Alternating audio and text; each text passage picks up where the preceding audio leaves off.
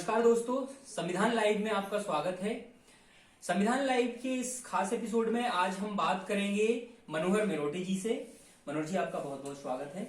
मनोहर जी all India youth federation के प्रांतीय अध्यक्ष हैं मध्य प्रदेश में, और साथ ही वो जनता के सवालों पर लगातार सड़कों पर संघर्षरत रहते हैं। मनोहर जी ने छात्रों और नौजवानों के अलावा किसानों और मजदूरों की लड़ाई भी लड़ी है और लड़ रहे हैं। पेशे से वो वकील हैं और गुना में रहते हैं, लेकिन उनके काम का दायरा पूरे मध्य प्रदेश में फैला हुआ है। आज हम जानने की कोशिश करेंगे छात्रों और नौजवानों के उन सवालों पर उनकी राय, जो आज जहन में है, जो सड़कों पर जिनके लिए छात्र और नौजवान उतरे हुए हैं, लेकिन फिर भी लामबंदी उस तरह से दिखाई नहीं देती है जैसी कि किसानों की या इससे पहले अन्य संगठनों की दिखाई दी है। इसके पहले हम चर्चा करने के पहले जानना चाहेंगे मनोहर जी कि आपका राजनीतिक जीवन में प्रवेश कैसे हुआ और छात्रों और नौजवानों की लड़ाई में ही क्यों भागीदारी की आपने, अन्य मोर्चों पर क्यों नहीं?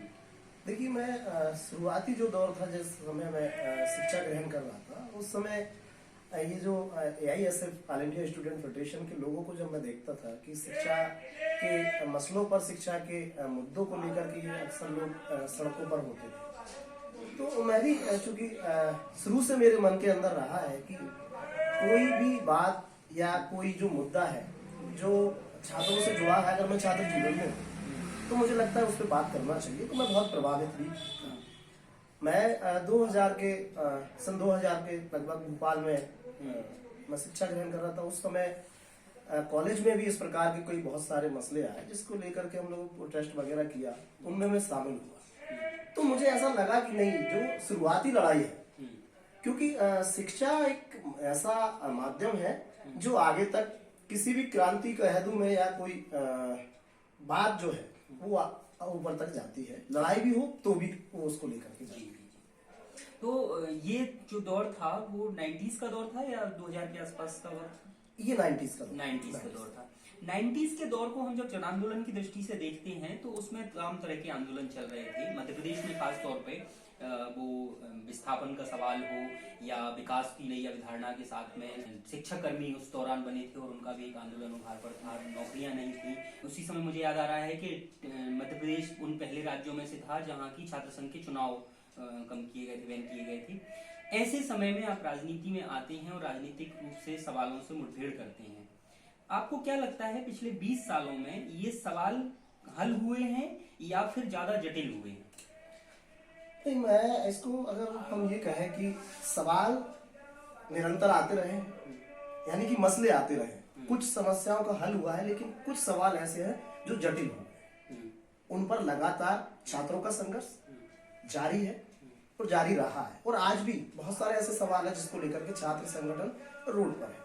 लेकिन ये जो रोड पर हैं उस तरह से दिखाई नहीं देता है। पिछले 6-7 सालों की तो बहुत बात होती है कि नई सरकार आने के बाद विरोध की परिस्थितियां बहुत व्यापक नहीं रही हैं और उस तरह से लामबंदी नहीं हुई है, लेकिन उसके पहले भी आप देखेंगे कि छात्रों और नौजवानों का ऐसा कोई बड़ा मूवमेंट नहीं बन पाया, जबकि सबसे ज्यादा हमले शिक्षा पर हुए हैं, रोजगार नहीं रहे हैं।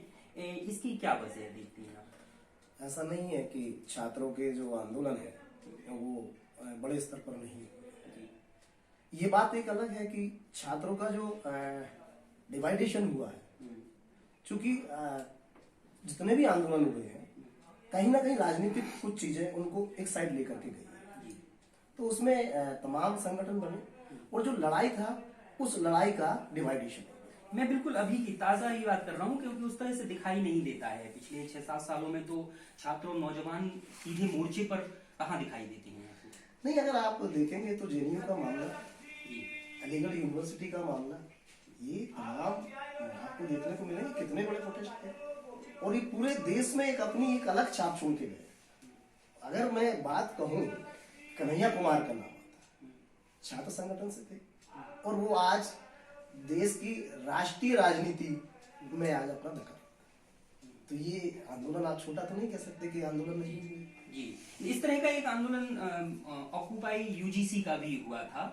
वो आंदोलन ऐसा लग रहा था कि पूरे देश में फैलेगा और छात्र और नौजवानों को एक नए सिरे से परिभाषित करते हुए एक केंद्रीयता लेगा, लेकिन उस तरह से नहीं हो पाया। और आज भी क्या आप देखते हैं, किसान आंदोलन हुआ, इससे पहले सीए एनआरसी का आंदोलन था, छात्रों की भूमिका को किस तरह से देखते हैं आप? मैं ये कहना चाह रहा हूँ कि जितने भी जन आंदोलन हुए हैं, छात्र और नौजवानों का योगदान कम करके नहीं आंका जा सकता। जैसे एनआरसी का मामला, चाहे वो इंटरनेट का जो जितने भी साधन संसाधन रहे उन पर लगातार, और अगर आपने देखा हो, मैंने बहुत नजदीक से देखा है, एनआरसी के मामले पर अधिकांश जो संख्या, अगर काउंट ऑफ संख्या कहे तो नौजवान थे और छात्र। दिल्ली का आज मसला देख लीजिए, सबसे पहले अलग जवाब, उसको लेकर के बहुत सारे छात्रों के ऊपर केसेस भी किए गए, तो इस बात को तो डिनाई नहीं कर सकते ना। इसलिए मैं कह रहा हूँ कि छात्रों का और नौजवानों का योगदान जन आंदोलनों में कम करके नहीं आंका जा सकता। आज वर्तमान में किसान आंदोलन चल रहा है, किसान आंदोलन में अगर आप देखेंगे सोशल मीडिया, ये किसकी वजह से हो पा रहा है? क्योंकि देश का मीडिया तो इस आंदोलन को नहीं दिखा पा रहा, लेकिन आज देश ही नहीं अपितु विदेशों में इस आंदोलन की खनक है। लोगों के जहन में ये बात आई है, जो अलग अलग एंगल से अलग अलग चीजों को जो दिखाया जा रहा है, ये वही छात्र और नौजवान है। मैं खुद नौजवान हूँ, मैं 6 दिन वहां गुजार के आया। मैंने देखा है कि बड़ी टीम छात्रों की जो है और नौजवानों की, वहां पूरा सुरक्षा का मामला हो, मैनेजमेंट का मामला हो, सब अपने हाथ में लेके रखा है। वो बात अलग है कि चीजें दिखाई नहीं दी। नहीं, बहुत खूबसूरती से आपने ये बात बताया। उस पर बहुत कम ध्यान दिया जाता है कि छात्र और नौजवान एक ताकत के रूप में संगठित हैं और वो लगातार बड़े सवालों को लेके आंदोलन कर रहे हैं, आंदोलनों को सहयोग भी कर रहे हैं। आपने जैसा बताया अभी कि 6 दिन आप किसान आंदोलन में रहे, ये क्या प्रक्रिया थी, कौन साथी गए थे और वहां पर आपने क्या देखा किसान आंदोलन में? एक्चुअली में बहुत सारी चीजें सोशल मीडिया और मीडिया, इलेक्ट्रॉनिक मीडिया पे, ऑल इंडिया यूथ फेडरेशन का एक जत्था मध्य प्रदेश से लगभग 15 लोगों के साथ यहाँ से गए, पूरे नौजवान साथी थे। हम सबसे पहले गाजीपुर गए। गाजीपुर जैसे ही हमारी एंट्री हुई, हमने आंदोलन का एक्चुअली हम समझना चाह रहे थे। मुझे नहीं लगता, मैंने अपनी लाइफ में बहुत सारे आंदोलनों में मैं हिस्सा बना हूँ, पर इस प्रकार का आंदोलन मैंने अभी तक नहीं देखा। क्योंकि आंदोलन अभी तक हुए हैं, उसको उस तरीके से देखा जा सकता है कि आंदोलन हुए, आंदोलन करे, लोग भूखे प्यासे बैठे हैं और ठीक है, ये हो गया। पर इस आंदोलन में चीजें पलटी है, बदली है।